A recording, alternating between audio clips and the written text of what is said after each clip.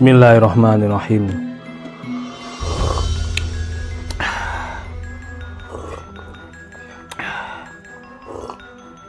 Alhamdulillah, nikmatnya kopi Sumendo dari kiriman sahabat saya Ustadz Syafi'i yang ada di Palembang. Halo, assalamualaikum warahmatullahi wabarakatuh. Alhamdulillah sahabat-sahabat GSN dimanapun Anda sedang berbahagia. Malam ke-11 bulan suci Ramadan, kita review satu pisau kecil. Ini jenisnya Puko. Kalau bentuk sarungnya model strike ya. Ini sarung kulit premium, jahitannya rapi, tebal seperti ini. Nah, bentuk pisaunya seperti ini Puko, modelnya kategori pisau Puko. Masih baru selesai dari bengkel, baru beres, belum di stempel, belum digrafir. Untuk handle-nya ini kalau nggak salah berul kemuning kemarin informasinya. Ada aksesoris hitam ini galisono keling dan kuningan. Untuk materialnya baja modern, baja impor, baja D2. Panjang bilahnya kategori 15 cm. Di pangkal terlebarnya 2,5 dan memiliki ketebalan 3 mm menipis landai. Kegunaan biasanya pisau-pisau model Puko seperti ini untuk ngebolang, petualang, bushcraft. Biasa saya bilangnya bushcraft itu ya. Itu tebas-tebas ringan, sisi-sisi ikan itu. Jadi tajamnya tidak sampai di slice tisu, tapi di kertas cukup halus, cukup kalau dipakai untuk ngebolang. Karena kalau terlalu flat itu rawan chipping, jelas rawan chipping, karena bilah itu semakin flat semakin tajam, bilah itu semakin tajam maka semakin flat. Nah, biasanya kalau pisau-pisau untuk petualang, pisau untuk tebas, itu mata bilahnya dibentuk micro bevel, tapi ini tidak micro bevel gitu ya. Jadi di sini ada Ricasso, tarik ke atas. Ini Ricasso, tarik ke atas. Finishingnya mirrornya seperti ini, kelihatan mirror banget. Ketajamannya seperti ini, sudah cukup lah.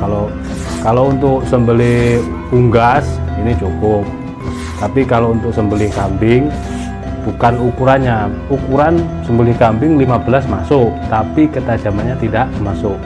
Jadi fungsinya lebih ke fungsi. Kalau kepingin kuat untuk tebas-tebas ringan itu ya seperti ini ketajamannya. Dia tidak mampu di slice tisu tapi di kertas halus, jadi cukup dipakainya. Nah, kalau untuk sembelihan harus slice tisu ketajamannya. Di kertas seperti ini kurang, nanti akan ngegodot. Meskipun setelah kulitnya sobek di kambing misalkan, setelah kulitnya sobek terus dia bisa, tapi saat proses awalan itu susah, jelasnya seperti itu. Kalau untuk tebas pun demikian, ukuran segini bisa, asal ketajamannya seperti itu tadi, tidak sampai slice tisu bisa. Apalagi mata bilah dibuat micro bevel, ini enggak mikro kalau yang ini gitu. Tapi kembali untuk tebas yang bagaimana, caranya bagaimana gitu. Kalau tebas ringan oke, tebas berat ya tidak mampu, seperti itu. Sama halnya dengan golok yang gede-gede seperti ini. Ada yang untuk sembelihan, rata-rata di gubuk GSN sembelihan ya, ada untuk tebas.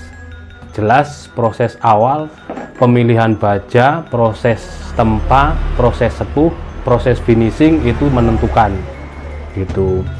Jadi jangan sampai beli di gubuk GSN golok sembelih yang penting ukurannya 30 misalkan, terus diteskan di kayu, ya hancur, pasti hancur karena tajamnya sudah slice tisu, itu nggak bisa dipakai untuk tebas. Kalau sebaliknya golok tebas dipakai sembelih ya nggak bisa, akan menyiksa gitu ya. Jadi ini dari sini harus dipahami terus, benar-benar dipahami, dan saya tidak akan pernah bosan menyampaikan edukasi ini karena ini ada muatan ilmunya, ada edukasinya, maka terus akan saya sampaikan. gitu. Kalau untuk tebas, pertama pemilihan bajanya kita carikan baja per yang misalkan dump truck, per Jeep, bukan milis, misalkan Jeep hardtop. Nah itu Land Rover itu bisa. Terus proses sepuhnya biasanya pakai sepuh oli, tidak full harden. Terus proses finishingnya biasanya kalau tidak dibuat micro bevel juga tidak dibuat setajam, mungkin tidak dibuat flat. Jadi yang penting di kertas sudah lancar cukup, itu kuat dipakainya, dipakai tebas itu kuat gitu. Jangan sampai kejadian yang beberapa tahun yang lalu ini saya angkat kembali, itu baja per Jeep Willys di sini sudah slash tisu, dites, ditebaskan ya ranting ukuran lengan lah, tapi ranting kering ini kan termasuk dahan yang kalau ukurannya segede lengan itu kan sudah masuk kategori dahan ya gitu. Jangankan dahan, ranting saja bisa rompal, itu pasti chipping, pasti rompal kalau golok sembelih, karena bukan speknya. Itu harus difahami sampai di sini. Mudah-mudahan bisa bermanfaat apa yang saya sampaikan. Pisau buko ini jomblo, tanyakan ke admin kami, termasuk nanti ketika digrafir, distempel logo, bisa ditambahkan nama, tambah keren. Mudah-mudahan bermanfaat. Akhiran, wassalamualaikum warahmatullahi wabarakatuh.